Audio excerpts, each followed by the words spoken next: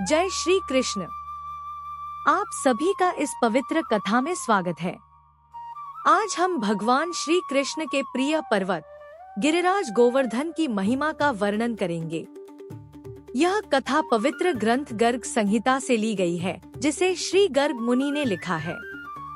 इसमें गोवर्धन जी के प्राकट्य और उनके व्रजमंडल में आगमन की कहानी है। आशा है कि यह कथा आपको भक्ति और आनंद से भर देगी। तो आइए कथा शुरू करते हैं। कहा जाता है कि श्री गिरिराज गोवर्धन का जन्म श्री हरि के हृदय से हुआ। उनका प्रथम जन्म गोलोक में हुआ। साक्षात परिपूर्ण भगवान श्री कृष्ण, जो गोलोक और अनंत ब्रह्मांडों के राजा हैं, जब पृथ्वी पर अवतरित होकर अधर्म का नाश करने का संकल्प लेते हैं, तो उन्होंने श्री राधा से कहा, हे प्रिये, तुम सदा मेरे वियोग का भय करती हो, इसलिए तुम भी मेरे साथ पृथ्वी पर अवतरित हो जाओ। यह सुनकर श्री राधा जी ने कहा, पृथ्वी पर न तो वृंदावन का वन है, न यमुना नदी और न ही गोवर्धन पर्वत। ऐसी जगह पर मेरा मन कैसे प्रसन्न होगा। यह सुनकर श्री कृष्ण ने श्री राधा को प्रसन्न करने के लिए अपने धाम के 47 कोस के क्षेत्र के साथ दिव्य गोवर्धन पर्वत और दिव्य यमुना नदी को पृथ्वी पर भेज दिया। उस समय गोलोक के 47 कोस का दिव्य पवित्र क्षेत्र पृथ्वी पर अवतरित हुआ और इसके साथ दिव्य 24 वन भी आए। गोवर्धन गिरिराज का जन्म भारतवर्ष के पश्चिम में शाल्मली द्वीप, जो अब अफ्रीका में है, के बीच में द्रोणाचल यानी कि पर्वत द्रोण की पत्नी से हुआ। हिमालय और सुमेरु के नेतृत्व में सभी पर्वत आए। उन्होंने गिरिराज गोवर्धन की पूजा की, उनकी परिक्रमा की और स्तुतियां गाकर उन्हें पर्वतों का राजा घोषित किया। सभी पर्वतों ने कहा, आप उस गोलोक धाम में रहते हैं, जो श्री कृष्ण चंद्र का है, जहां दिव्य गायें रहती हैं।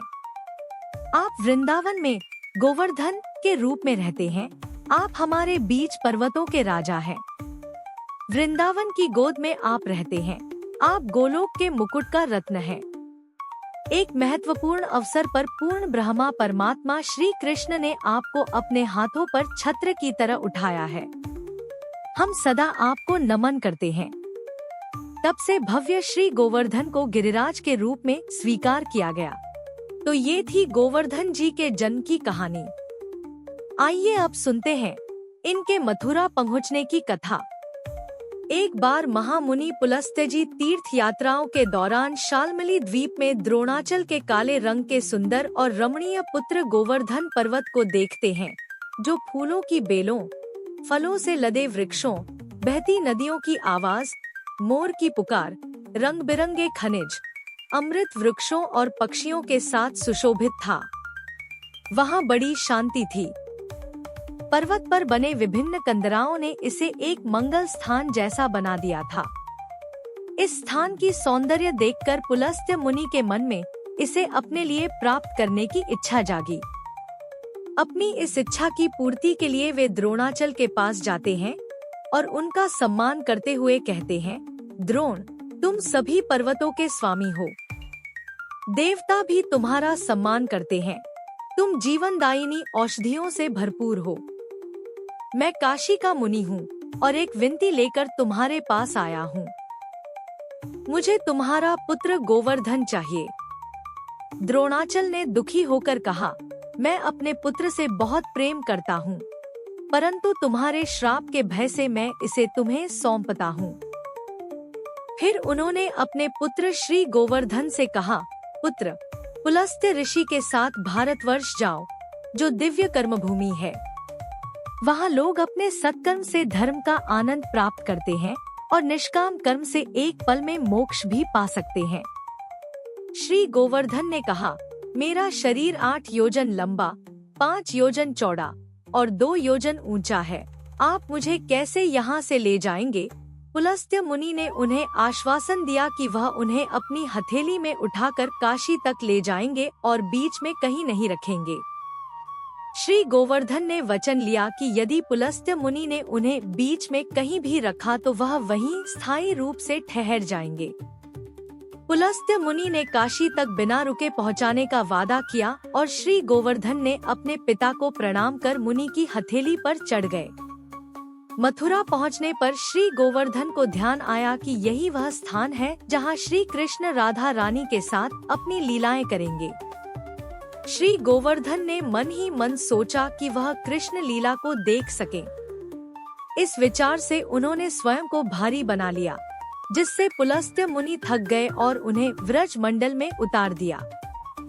फिर स्नान करके श्री गोवर्धन को उठाने की कोशिश की, परंतु श्री गोवर्धन अपनी जगह से नहीं हिले।